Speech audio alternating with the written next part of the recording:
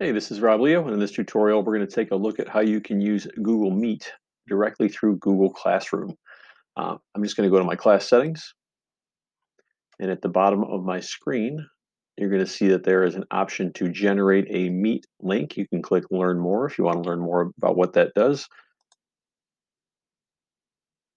Once you click Generate Meet, it's going to launch a Meet code, and you can see that Visible to Students is turned on. You can turn that on or off.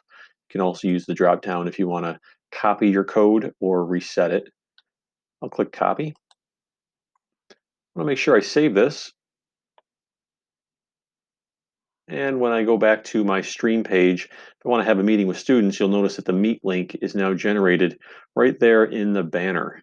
The trick to this, though, is that the teacher must be in the meeting first so that students can then join the meeting. If the teacher doesn't join, then a student cannot join.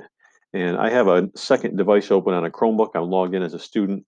And just so you know, when I click the link, it says you can't create a meeting yourself. Contact your system administrator for more information. So I was denied the opportunity to join that meeting as a student because the teacher has not yet started it. So remember, I copied it. If I want to put this on the class stream,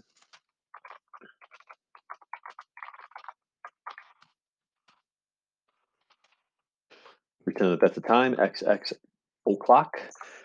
And at the bottom, because I copied the link already, I can just click link and I can paste in the Meet link.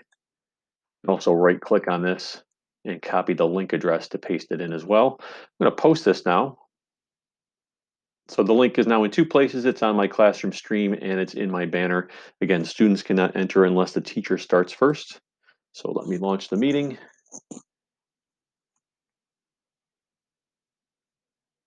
So starting up my camera, just so you know, I may not be looking at the camera. Let me join. There we go.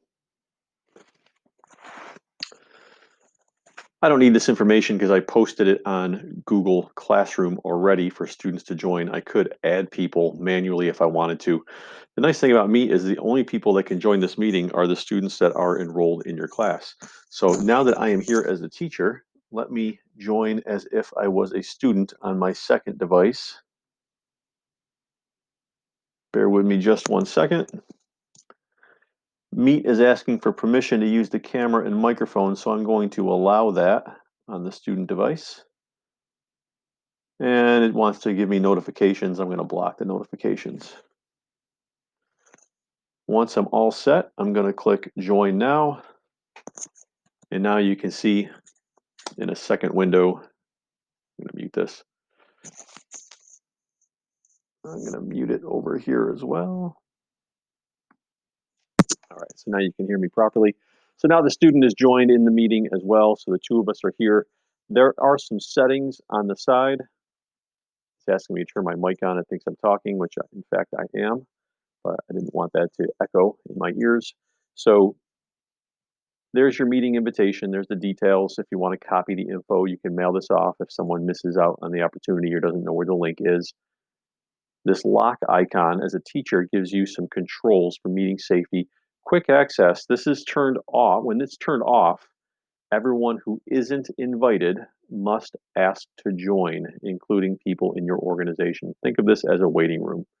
When this is turned on, people can simply join the meeting. I didn't have to go to a waiting room when my student joined the meeting. So quick access turned off. Think of it as a waiting room. You'd have to let people in. Do you want to let people share their screen? You can turn this setting on or off. You can change it during the meeting if you'd like.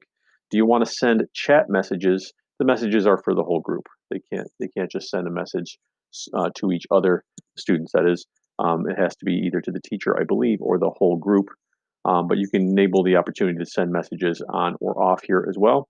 And then all host settings, if you click the gear, will bring up all of your settings under host controls. And again, it's the same settings. You just get a pop-up window. You get your video settings so you can pick which camera you're using. If people are confused about which camera to use, I have two on this. One's on the laptop and one is um, a webcam, USB webcam. And then you can also decide on resolution and standard definition. I leave these things alone.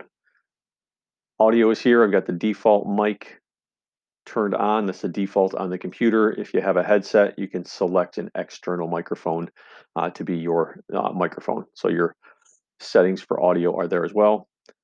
And if you wanted to test that stuff out, sorry, I clicked a little too soon. But if you want to test that stuff out, there is an opportunity to um, test things out so you can hear things. All right, other stuff you can do here. You can turn on captions. Now, this is surprisingly good. Of course, I muted myself, so hold on one second.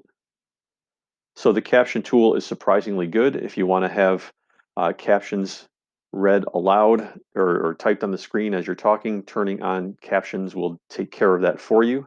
And if I just shake my mouse here, you can kind of see that happening right below the ribbon of all the commands. I didn't even have to say any punctuation. It just does it for me. Can I ask a question? Notice it just added the question mark as well.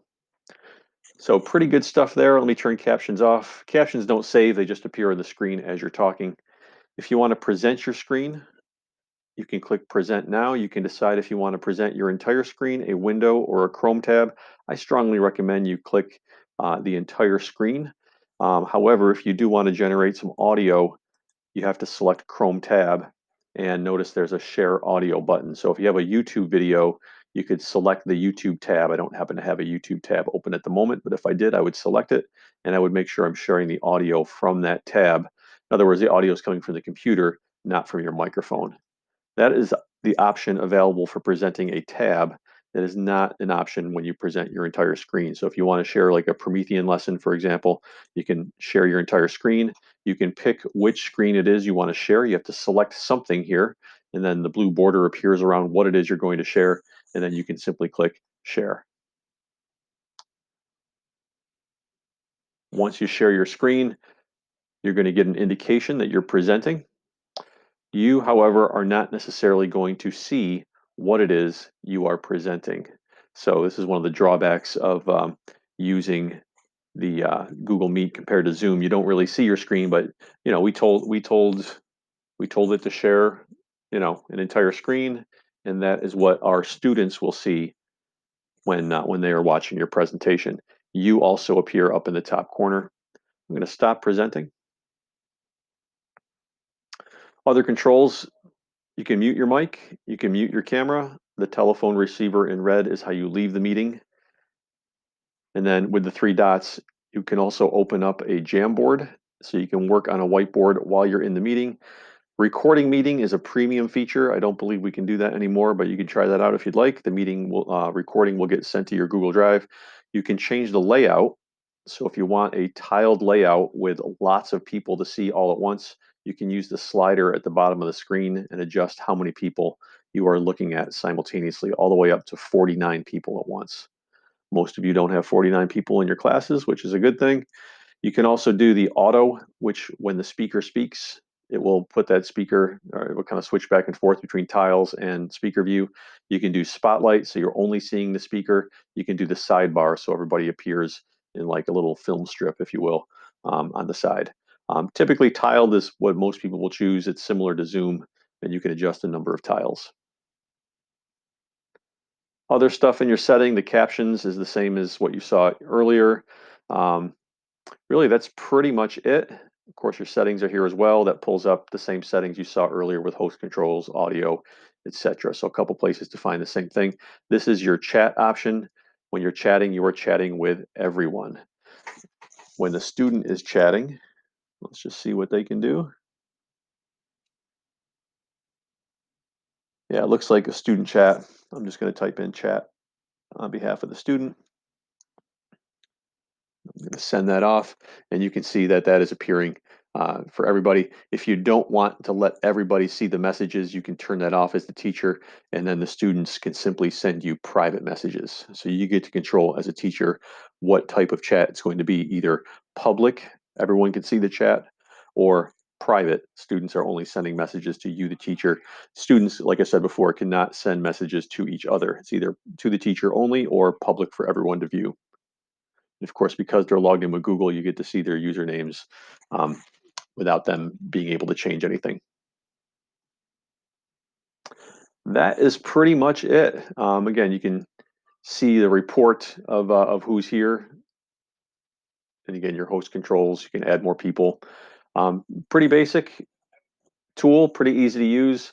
And the nice thing about it is that because you're doing this through Google Classroom, the only people allowed to join are the students that are enrolled in your class, unless you invite somebody from the outside. It's not like anybody can join a class, which we were finding periodically on Zoom, but we think we figured that problem out. Let me leave the meeting as a teacher. Now the student is still in the meeting and the meeting is still running. So if you leave the meeting and the kids are still there, the meeting continues. So if I want to rejoin that meeting as a teacher, I can. And now I'm going to leave as a student. So let me hang up as a student. So the student is now gone. And now if the student tries to re-enter after I leave, the student will not be allowed to do so. And it says the meeting has already ended on the student screen.